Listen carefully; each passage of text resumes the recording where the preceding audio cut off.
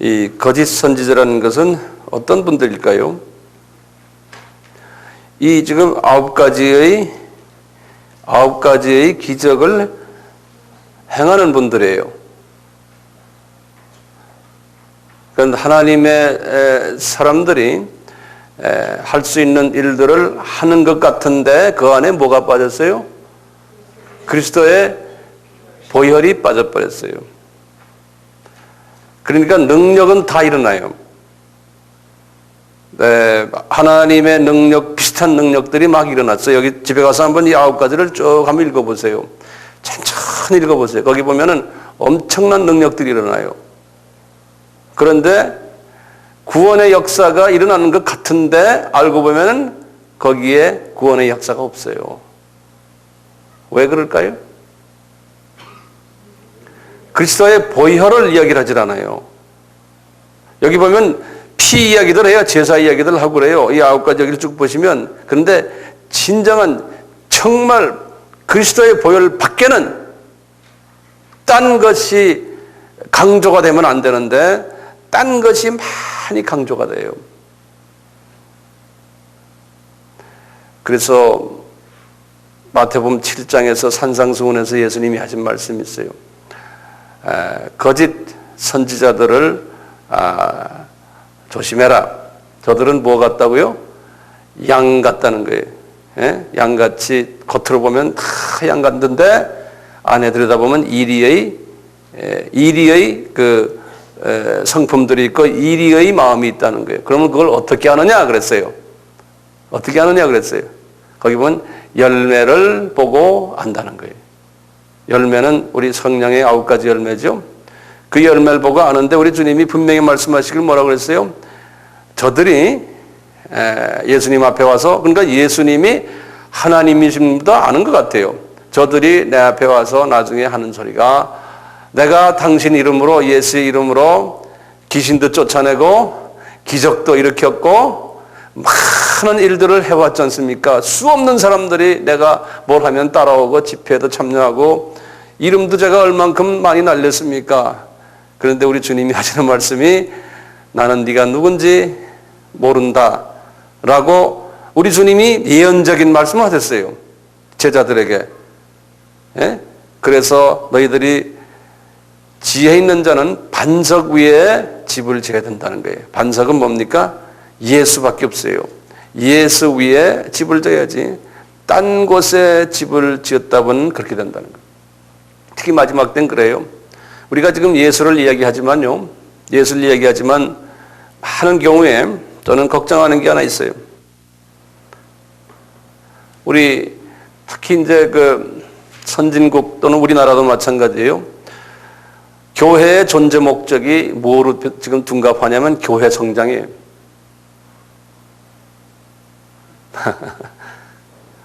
모든 것이 교회 성장에 집중되어 있어요. 왜 그럴까요? 예수님을 사랑해서 교회 성장을 하면 더 좋은데 거기에는 딴 것이 깔려 있어요. 또 거기에 속해 있는 교인들도 똑같이 그런 생각을 가지고 있어요. 우리 교회 성장, 우리 교회 성장이.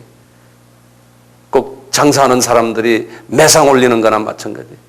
비즈니스를 크게 하는 거나 마찬가지. 그 주종이 변해버렸어요. 거기에 대해서 동의하세요? 예.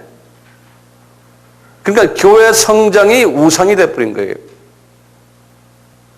그러니까 예수 그리스도의 눈으로 딱 볼 때는요, 이게 교회 성장이라는 우상 속에 우리가 지금 잡혀 있어요.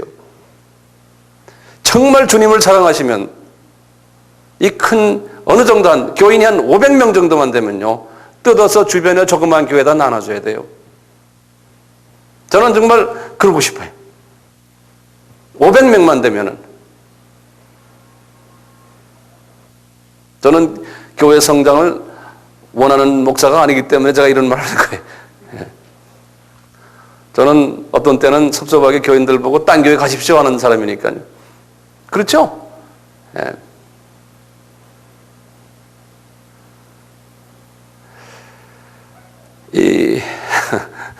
오늘날 교회 성장이 우상이 되어버렸어요. 예리한 눈으로, 영의 눈으로 들여다보면 지금 한국 교회는 지금 병들었어요. 병들었어요. 병들어도 엄청난 병들었어요. 예수 자랑하는 게 아니에요. 우리는 예수 그리스도의 보혈만 자랑해야죠. 그 위에 자랑거리가 있으면 안 되잖아요. 교회 이름 자랑하면 안 되잖아요. 근데 사람은 커지면 자랑하게 돼 있어요. 피조물이기 때문에. 예, 커지면 딴 생각하게 되어 있어요. 그래서 우리 예수님도 스스로 적어지셨고, 예수님을 따라다녔던 모든 제자님들, 또 그 후에 지금 과거 2000년의 기독교 역사를 보면은 그런 분들은 역사 속에도 기억 안 되는 분들도 많아요.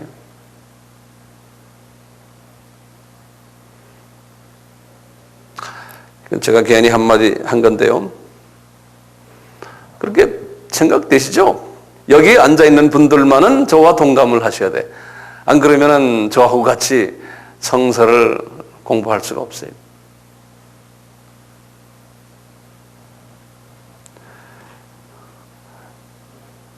이제 마지막 때 되면은 특히 이런 부분이 더 강해지고, 이 9가지의 기적들로서 이 6월절의 이 기적과 혼돈을 시켜서요, 이 겉에 보이는 이런 모든 요란한 것들이 더 지배하는 때가 오고 있잖아요. 오늘날 교회도 마찬가지예요. 1년이면 예수 그리스도의 보혈만 이야기하고 그리스도밖에 생명이 없다라고 말하는, 그렇게 가르치는 분들이 그것만 계속 외쳐보세요. 교인들이 모입니까? 안 모여요. 모일 수가 없어요. 그런 거 좋아하는 사람이 누가 있습니까? 저 목사는 말이야, 설교만 하면 그런 설교만 하고, 지금 내 문제가 지금 내 코가 몇 자인데 뭘 매일 그런 얘기만 합니까? 사람들이 듣기를 지금 편안한 설교를 듣기를 원해요. 자기 마음 해피하게 해주는 설교를 듣기 원하죠. 예수 그리스도의 보혈, 이것을 외치며 이것을 이방에 나가서 외칩시다. 그렇게 매주 해보세요. 교인들 다 떠나가요. 그러니까 교인 모이기 위해서는요, 항상 좋은 얘기 해줘야 돼요. 좋은 얘기. 예? 당신들 최고요. 예? 이렇게 살면은 성공해요. 이렇게 살면 해피해요. 이렇게 하면은 다 모든 게 잘 됩니다. 예? 이런 식으로 이야기하는. 그러니까 편한 거예요.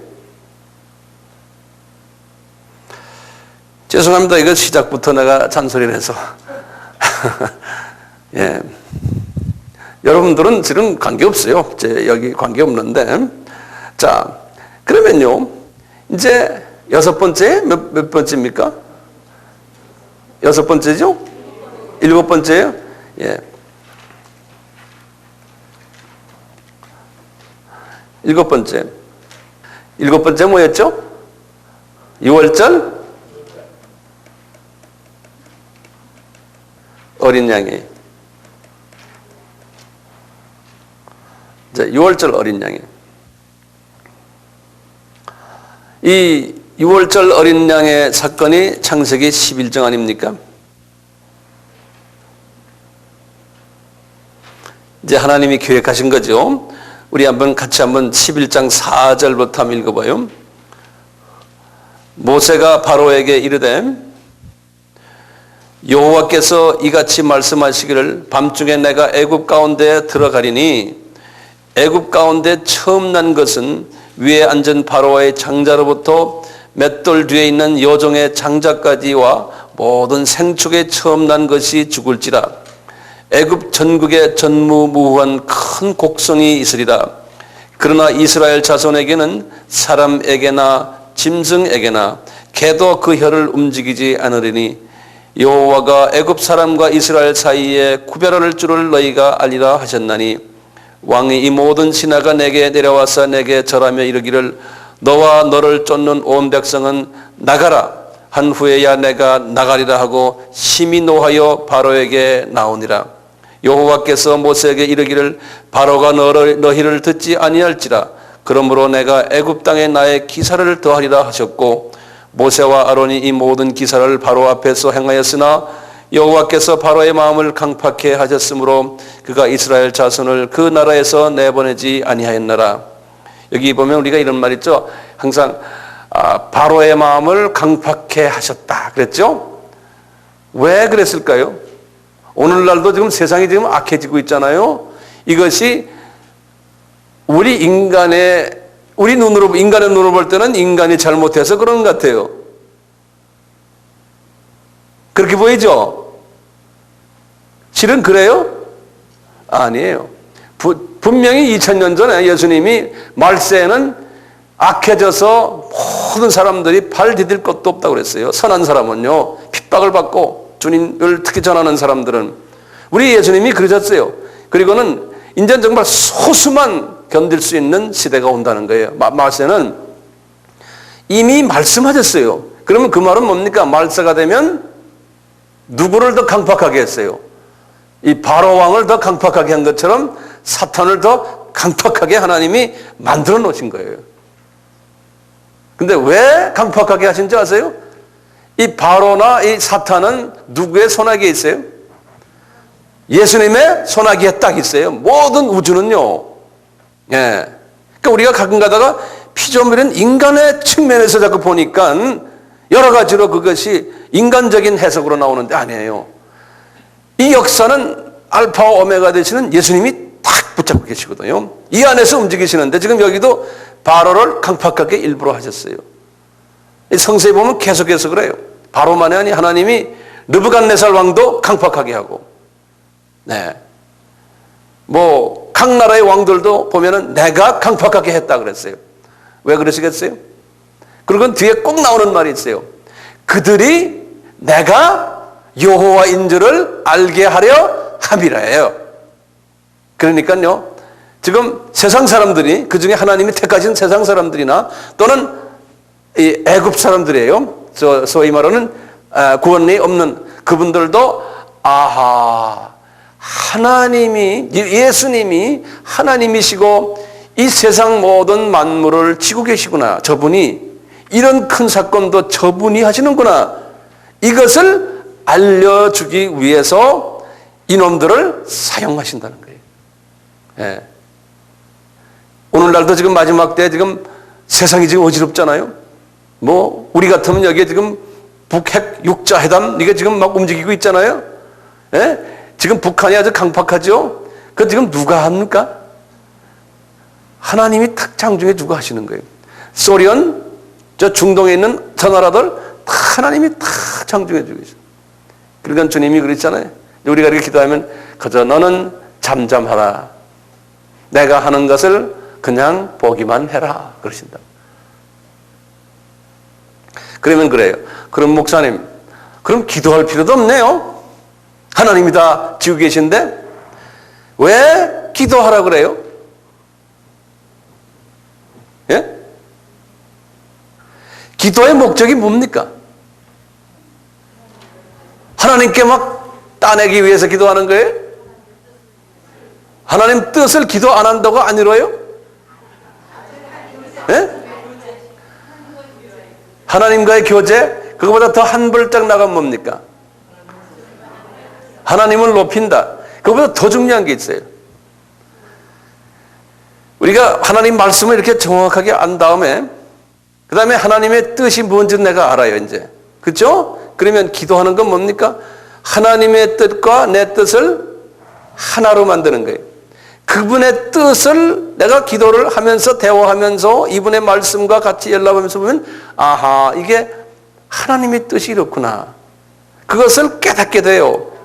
그리고 하나님의 이런 시대에 너는 어떻게 행동해라는 것을 가르쳐주는 거예요. 이럴 때 너는 예를 들어서 북핵 사건이 지금 저렇게 있어요. 그러면 주님 저 북한을 망하게 해주십시오. 뭐 해주십시오. 이렇게 기도하는 거는 이건 어린아이 기도예요. 그 하나님의 뜻을 모르는 어린아이들은 무조건 아버지 엄마 뜻합니까? 무조건 지 생각만 하기도 달라고 그러죠? 똑같아요. 이 북한 이런 사건, 지금 이런 사건을 가지고 기도할 때 어떻게 기도해요? 저는 그냥 이래요. 예수님, 아버지 하나님, 아버지의 뜻이 이것을 통해서 우선 이루시기를 바랍니다. 예?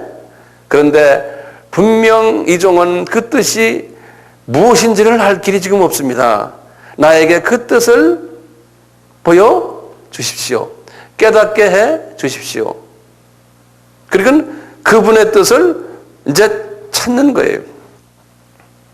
주님, 분명히 우리 주님의 재림이 가까워올 텐데 이게 주님의 재림과 무슨 연관이 있습니까? 이렇게 자꾸 여쭤보는 거죠. 예? 그리고 이래, 왜 하필이면 그 많은 나라 중에서 이 북한 조그마한 땅을 저렇게 만드셔가지고 왜 이렇게 지금 전 세계 사람들의 이목에 집중되도록 하십니까? 왜 그렇습니까? 자꾸 여쭤보는 거예요. 그러면 주님이 나에게 조명을 해주세요. 그걸 내가 다 여러분들에게 말할 수는 없어요. 예? 아, 그래서 그렇군요. 그러는 거예요. 그러면 주님, 내가 어떻게 해야 됩니까? 내가 지금 하고 있는 이 내 사역과 너는 이것만 이런 것만 해라. 그러면 내가 또 보여줄게. 그러신다고. 예? 그래서 그냥 하는 거예요.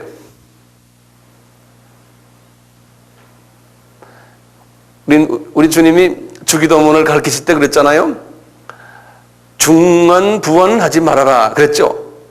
중언부언이라는 말은 무슨 말이라고 그랬어요? 영어로 meaningless, meaning이 없는, meaning, L-E-S-S, meaningless, 그 다음에 repeat라는 거는 반복한다는 소리죠. 그래서 meaningless repetition, 그래요. 명사형이에요. repetition. 그러니까 의미 없는 반복하는 거예요. 누구한테 의미가 없는 거예요? 나한테야? 주님 앞에. 듣는 분의 볼 때 의미가 없는 말이라는 거예요. 그럼 그분이 볼 때 의미 없는 말은 뭘까요? 뭐 이것 주의소 저것 주의소 이런 거는 주님이 볼 땐 야, 너 그거 좀 뭐 할래? 예. 주님이 생각할 때는요, 제가 일부러 경상도 말로 농담으로 했지만 그게 의미가 있습니다. 예. 그런 건 네가 다. 그러면서 주님이 그랬어요. 그 다음에 뭐라고 그랬었냐면 아버지, 하늘에 계신 아버지는 네가 뭘 구하지 않아도 네가 뭘 원하는지 다 알고 계신다 그랬어요. 전지전능하시니까. 그렇잖아요. 그 말만 딱 하나만 띄워놓으면 기도 필요가 없네요. 예? 다 아신다는데. 그래놓고는 그렇지만 이렇게 기도하라 그러는 거예요. 그게 뭐냐면 첫째 뭐예요? 하늘에 계신 우리 아버지. 그 다음에 뭐라고 해요? 뜻이 이름이 거룩히 여기심을 받으시옵시고 그 다음에 중요한 말이에요. 뜻이 하늘에서 이루어졌다는 거예요. 이미. 이게 무슨 뜻입니까? 무슨 뜻이 이루어졌다는 거예요? 창세기 3장 15절에 예수를 통해서 하나님의 자녀들을 구원하겠다는 하나님의 뜻이 이미 하늘에서 이루어졌다는 거예요. 그리고는 그 뜻이 하늘에서 이루어진 것처럼 그 다음에 뭐예요? 땅에서도 이루어지리다라고 우선 이야기하라는 거예요. 그러니까 우리가 우선 초점이 분명해야 돼. 아, 창세기 3장 15절의 구원 계획이 이미 이루어졌구나. 이것이 언젠가는 이 땅에서 이루어져야 앉아요.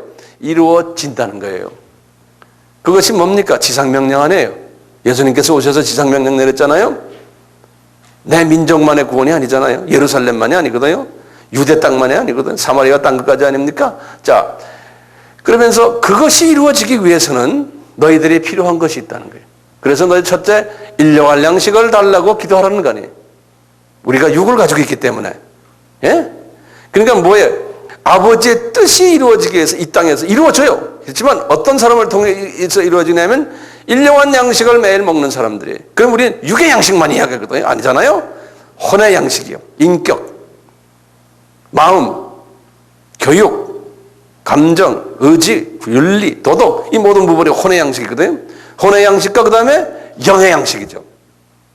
이 세 부분의 양식을 매일 먹으라는 매일. 그래서 그것을 일용할 양식이라고 한국말로 번역했죠. 영어로는 daily food 그래서 daily.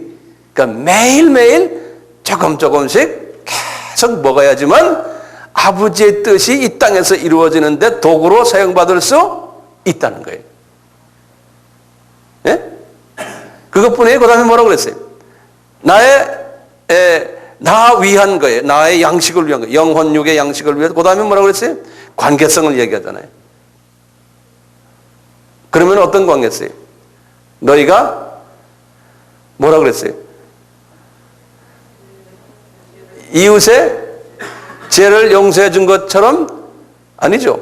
내가 네 죄를 용서해 준 것처럼 뭐 어떻게 나와요? 그 순서가 있어요.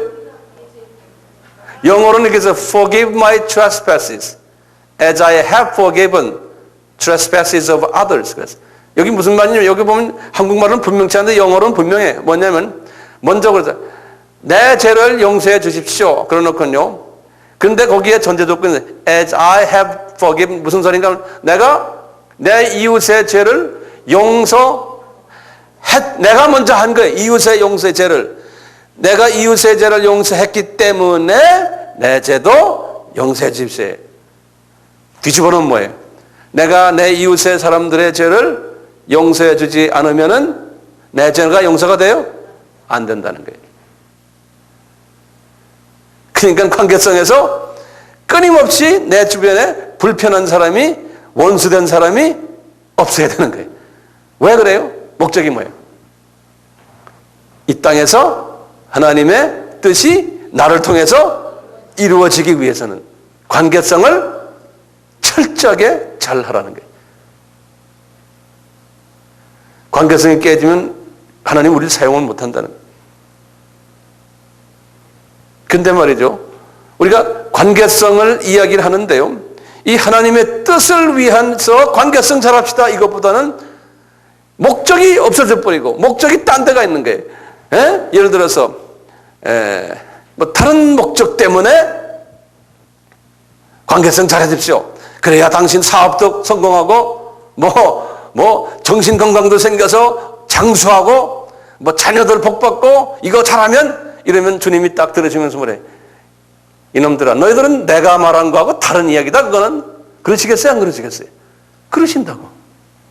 근데 대부분의 우리가 이제 성서를 공부할 때나 설교를 들을 때나 모든 부분에서 무슨 세미나 해도 항상 그런 쪽에다가 초점을 맞추거든요. 어떻게 하면 성공적인 라이프를 할까? 어떻게 하면 성공적인 신앙생활을 할까? 이러면서 이제 그렇게 몰고 가는 거예요. 그러다 보니까 나중에 선교 마인드나 전도 마인드는 없어지고요. 어떻게 하면 내가 더 해피하게 사느냐? 우리 교회가 어떻게 하면 더 해피하냐? 어떻게 하면 교인이 더 모이느냐? 여기에 지금 초점 맞추니까 더 모이죠? 나한테 좋은데? 선교한다고 그러고 말이죠. 전도한다고 나간 사람한테는 안 모여요. 왜 안 모이겠어요? 내 거 포기해야 되는데.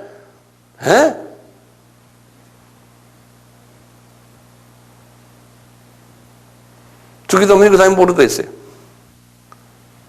나도 다 까먹었네. 우리에게 일용한 양식을 주옵시고 우리가 우리 죄 지은 것 같이 우리 죄를 용서해 줍시고 그 다음에 뭐예요? 시험에 들지 말게 합시고.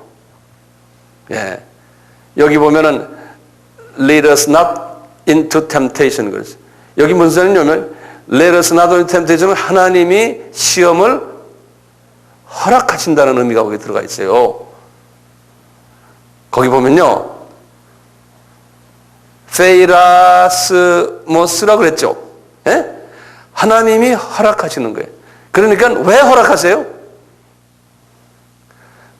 내가 더욱 인내를 빌드업해서 더 성령의 열매를 맺고 금같이 은같이 연단받아서 더 단단한 주님만 생각하는 하나님의 뜻만 생각하는 사람을 만들기 위해서 연단을 허락하시잖아요.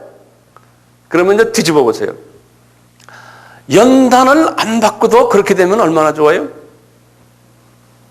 그러니까 우리 주님이 그런 거예요. 너희들 내 사랑하는 자들아 내가 쓸데없이 너에게 연단 주고 종아리 때리기 싫다. 내 새끼들 아니냐? 내 피로서 사신 엄청난 보배로운 자녀들인데 조금이라도 건드리기 싫다 니네들을. 그렇지만 될 수 있으면 건드림을 받지 않고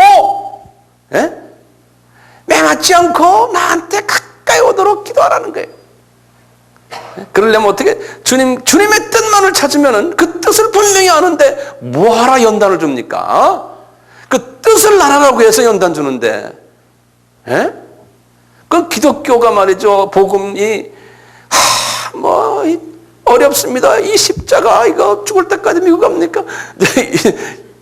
이거 주님이 원하시는 거 아니잖아요. 우리가 지고 있는 십자가 가벼워야 되는데 그래서 주님 될 수 있으면 제가 연단에 들어가지 않도록 저를 불쌍하게 해주세요. 그러니까 연단에 안 들어가게 하려면 내가 생각에 항상 주님 앞에 초점을 맞추면 돼요. 자, 6월절 어린 양 사건을 우리가 한번 봅시다. 굉장히 중요한 사건이 여기 있어요. 제가 이제 언젠가는 이제 일곱 절기에 대해서 제가 깊은 영적인 그 비밀의 말씀을 언젠간 내가 하늘 전할 때가 있어요. 이번엔 내가 시간 없어서 못하는데요. 여기 보시면요, 이제 출애굽기 12장이 아주 대단히 중요한 장이에요. 그 12장이요, 창세기 12장은 아브라함을 부르는 장면 아니에요? 똑같이 출애굽기 12장은요, 12이라는 숫자는 12 제자들, 이 뜻이 말이죠. 이 출애굽기 12장은요, 이 기독교 역사에 한 획을 긋는 장이에요. 요 장이. 예. 그래서 말이죠, 12장에서 딱 그러셨어요. 우선요, 하나님이 모세에게 그러는 게, 여기 보면은, 모세 아론아, 봐라, 내가 너에게 새 달력을 주겠다 그런다고요. 여기 보시면 12장 1절 2절 보세요. 여호와께서 애굽 땅에서 모세와 아론에게 일러 가라사대 이 달로 너희에게 달의 시작 곧 해의 첫 달이 되게 하라 그런다고요. 요 말 한마디가요, 굉장히 중요한 의미를 가지고 있어요. 요 말 한마디가요, 이 이스라엘 사람들의 달력이 말입니다. 지금 요 날, 요 2절 전까지, 1절까지가 달력이 무슨 달력이었냐면 이분들이 있을 때 밀력이라고 그래요. 영어로는 civil calendar 그래요. 요 날이 무슨 날이었냐면, 요 날이요, 이 사람들 지금 요 순간까지는 밀력을 쓰고 있었어요. 그런데 요 날이 지금 요 말씀하시는 요 날이 언제냐면 밀력으로 7월 1일이에요. 7월 1일 날인데요. 지금 말씀하시기를 이제부터 요 7월 1일이라는 요 달력 외에 다른 달력 하나를 만드는데 새 달력을 만드는데 그 새 달력의 첫 달이 지금 요 7월 1일이라는 거예요. 그래서 새 달력 이름이 뭐냐면 성력이라고 그래요. 홀리 칼렌더 그래요.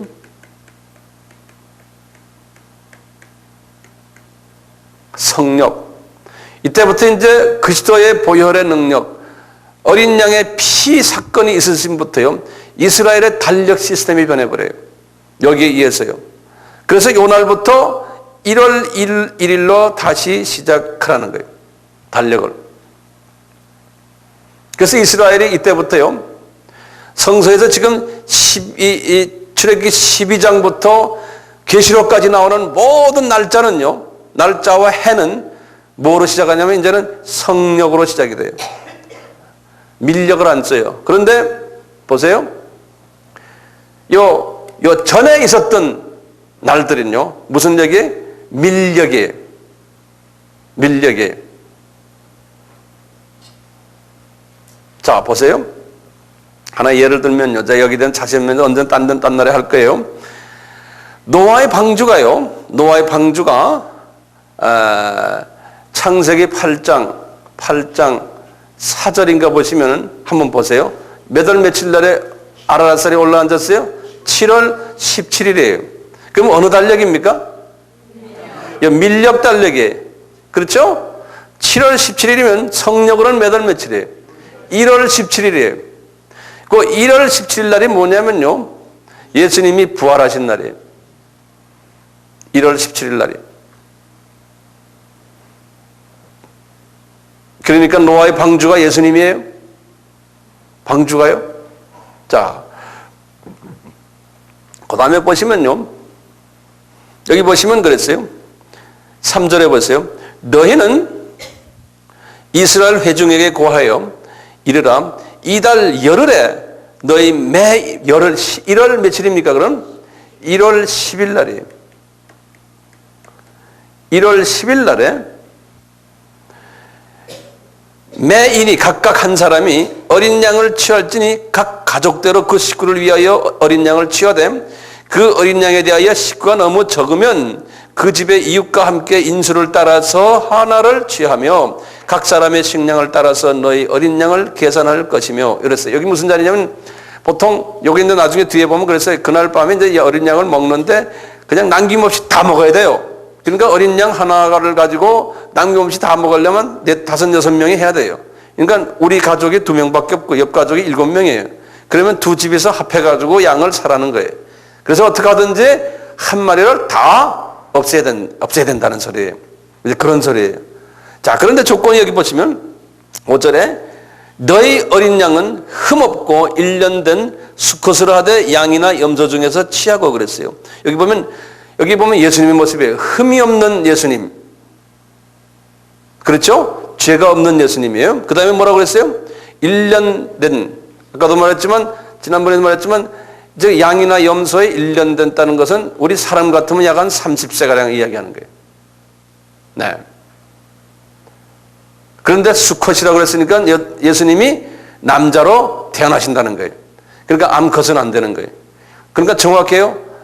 1년 된 흠없는 순놈이에요. 양이나 염소 중에. 여기 조건이에요. 예수 그리스도의 모습이거든요.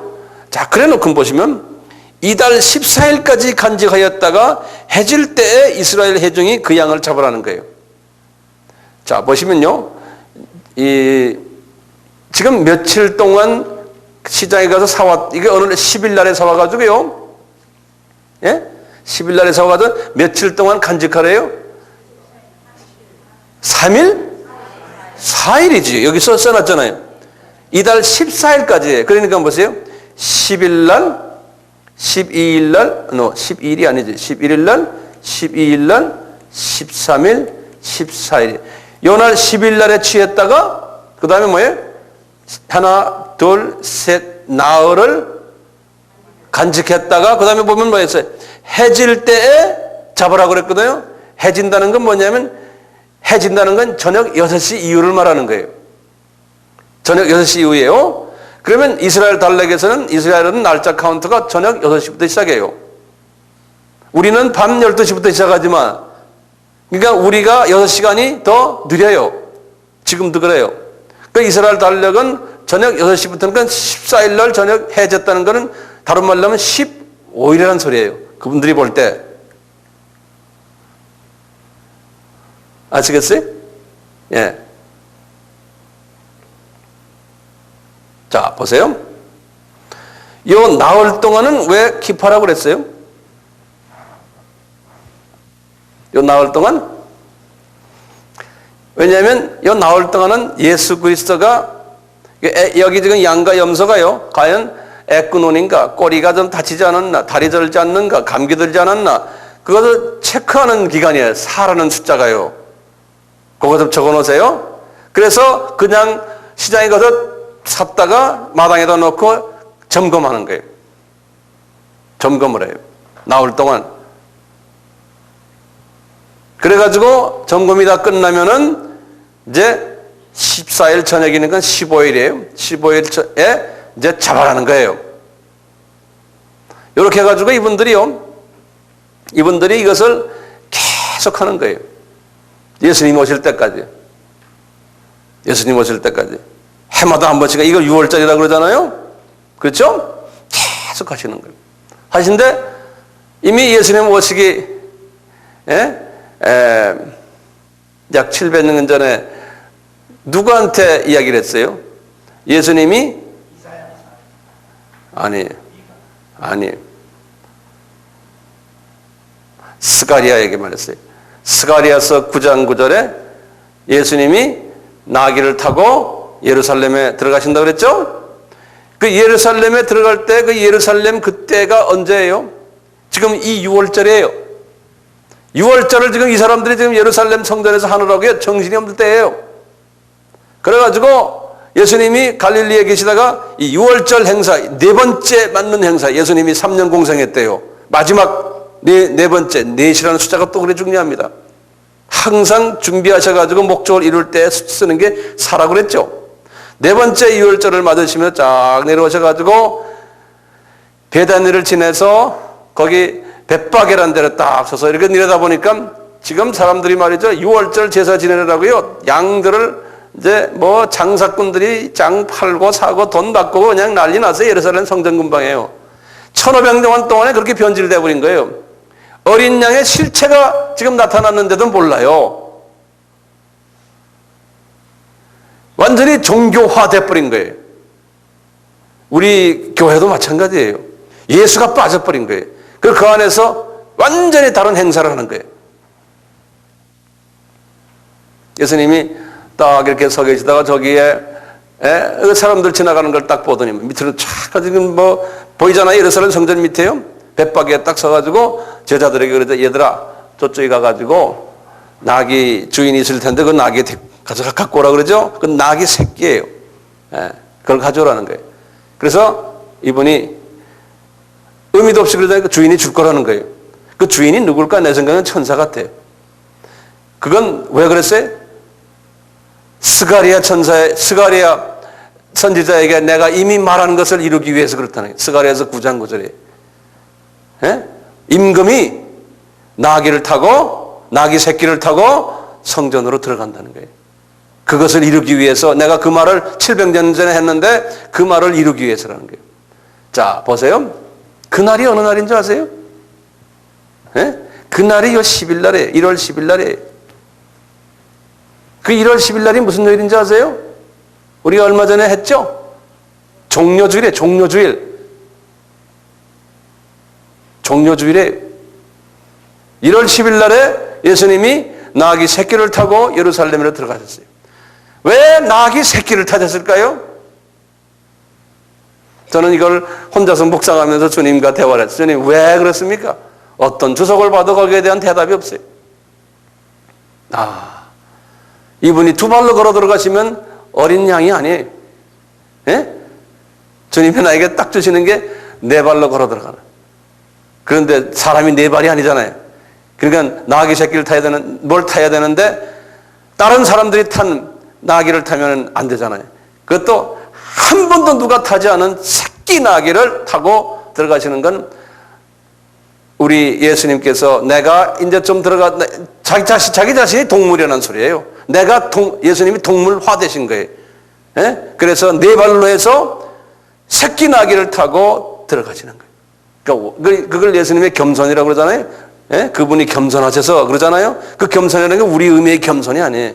그러니까 하나님이 사람도 아니고 동물화 되셔서 들어가는 모습으로 종료주일에 들어가시는 거예요.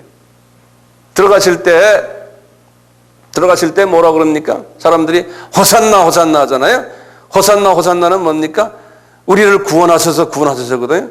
대부분의 사람들은 왜 호산나를 불렀나요?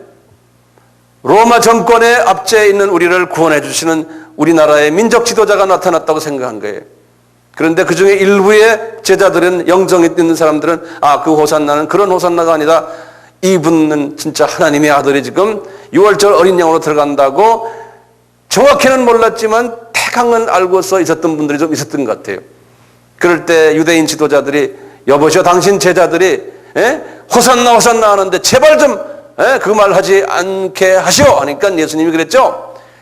걔들이 안 하면은 이 돌들 불러다가 내가 돌들이 그 소리 하게 하겠다 그러잖아요. 그러니까 본인이 그 민족만을 지금 구원하러 가시는 분이 아니잖아요. 세계 민족을 구원하러 가는 호산나였던 거예요. 예수께서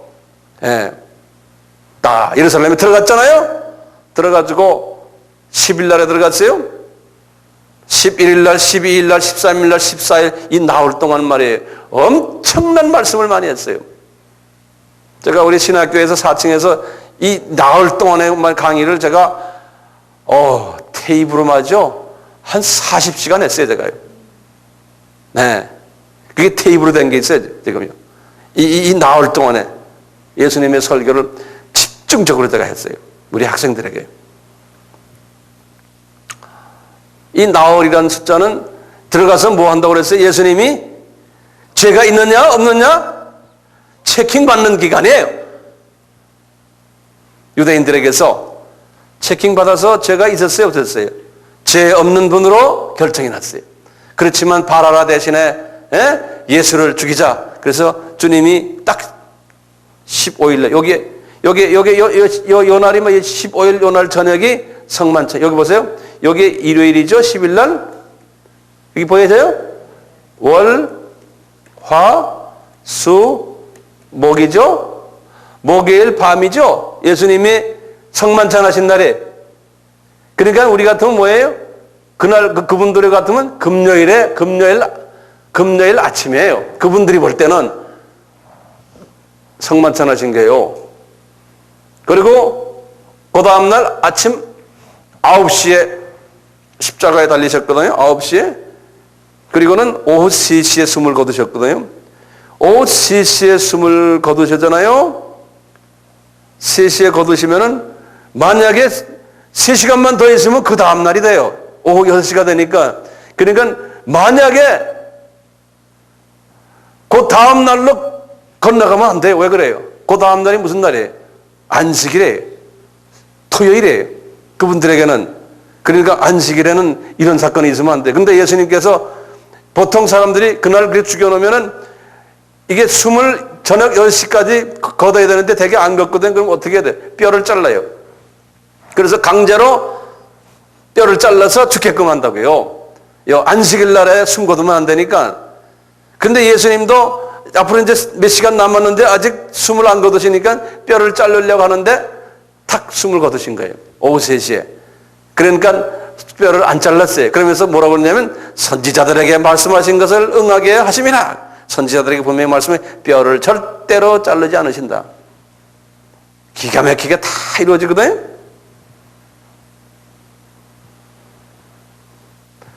그래서 예수님이 보세요. 15일, 그 다음에 16일, 17일이 무슨 요일이에요? 금, 토, 일이죠? 네? 요날 부활하셨어요? 안 하셨어요? 1월 17일에 부활하셨죠? 1월 17일에 뭐가 어디에 앉았다고요? 아라랏산에 뭐가 앉았다고요? 노아의 방주가 앉았다고 그랬잖아요. 여기에 관계되는 얘기는 나 언제 이번 말고 다음이나 언제 제가 자세히 말씀을 드릴 거예요.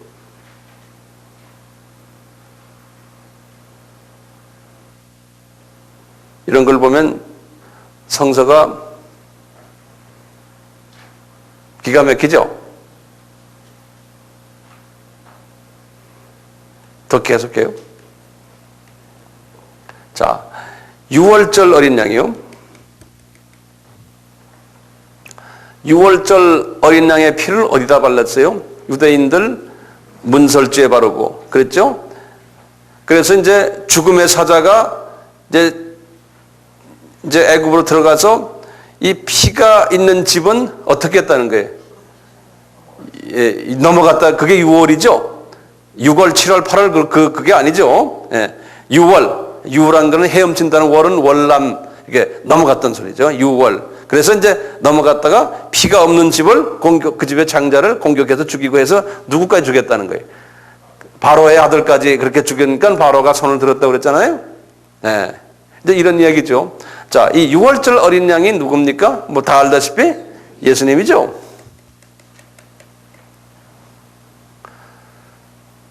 이 신약에는 바울에게도 여러 군데에서 말씀하셨어요. 예수 그리스도가 6월절 어린 양이다. 특히 예수님이 공생애를 시작하려고 딱 나타났을 때 세례 요한이 예수님을 보고 뭐라고 그랬어요? 보라, 세상 죄를 지고 가는 하나님의 어린 양이다. 어디에 그런 말이 나와요? 요한복음? 이거 봐요. 이 실력들이 없어요. 들은 풍어를 했는데 어디라고 이걸 외우질 않아서 그래요. 그래가지고 어떻게 전도를 합니까? 요한복음 1장을 보세요. 그렇기 때문에 이게 우리가 여호와의 증인보다 실력이 없어요. 그래서 우리가 문제 있어요. 1장 29절에 이런 거 다 외우셔야 돼요. 제가 예전에도 말씀했지만 38광대 가면 착착 아시는데 이런 부분은 우리가 잘 안 돼 있어요. 예? 요한복음 1장 29절이에요. 그러니까 성령님이 이분에게 이렇게 조명해 주는 거예요. 저분 좀 봐라. 저분이 니네들이 1500년 동안 어린 양을 죽여서 제사를 드렸지 않냐? 저분이 그분이다. 그러는 거예요. 저분이 그분이라는 거예요.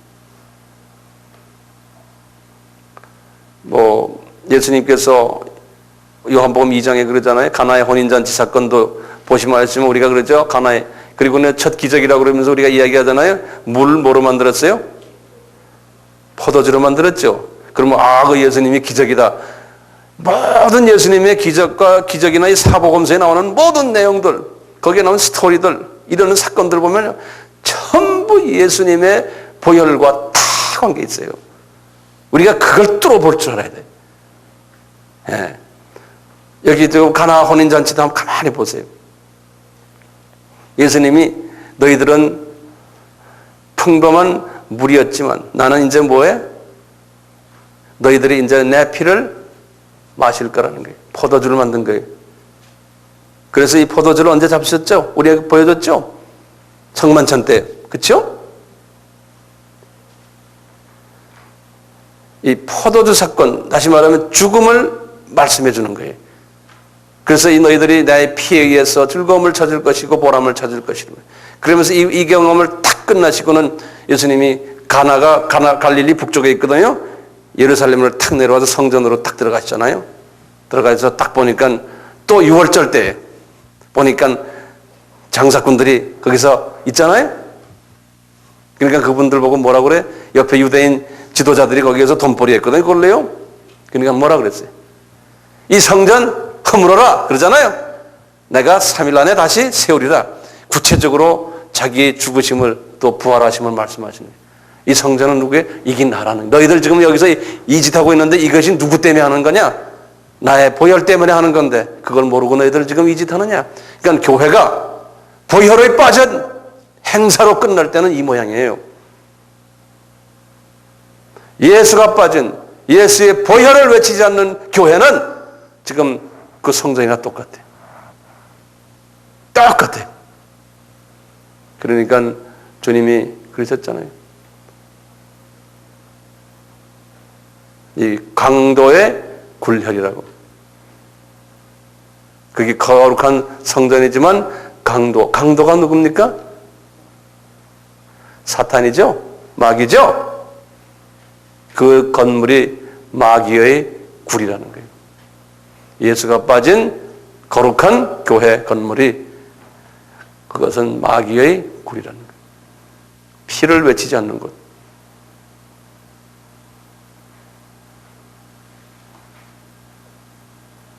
그렇게 말씀하시잖아요.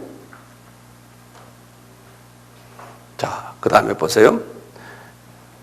이 어린 양 사건을 통해서요, 이분들이요, 그 다음에 중요해요. 이 어린 양 사건을 위해서 바로가 당신들이 이제 가시오 그러는 거예요. 그러니까 지금 가시오 했어요. 가시오 했으니까 이 순간에 구원받은 거예요. 그러니까 바로의 손아귀에서 바로가 풀어준 거예요. 그렇죠? 여기 요것 때문에 이 신학적으로 몇 가지 이제 문제들이 좀 있거든요. 자, 보세요. 그러니까 이분들이 지금 어디에 있습니까? 어느 땅에 있어요? 아직도 애굽 땅에 있어요. 그렇죠? 아직도 애굽 땅에 있는데 바로는 포기를 해버린 거예요. 그러니까 이 순간이 뭡니까? 구원 받았어요, 안 받았어요?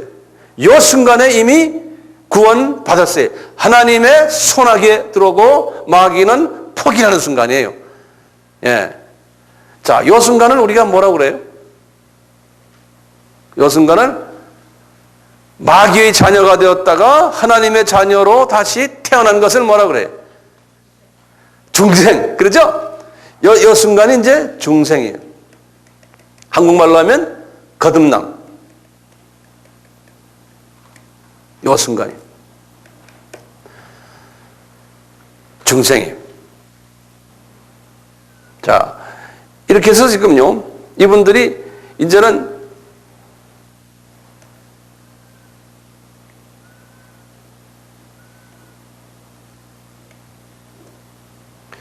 여기에서 지금 이분들이 노예났는데 하나님이 이분들을요, 보세요. 이렇게 직통으로 가나안 땅에 가게 하지는 않으셨어요.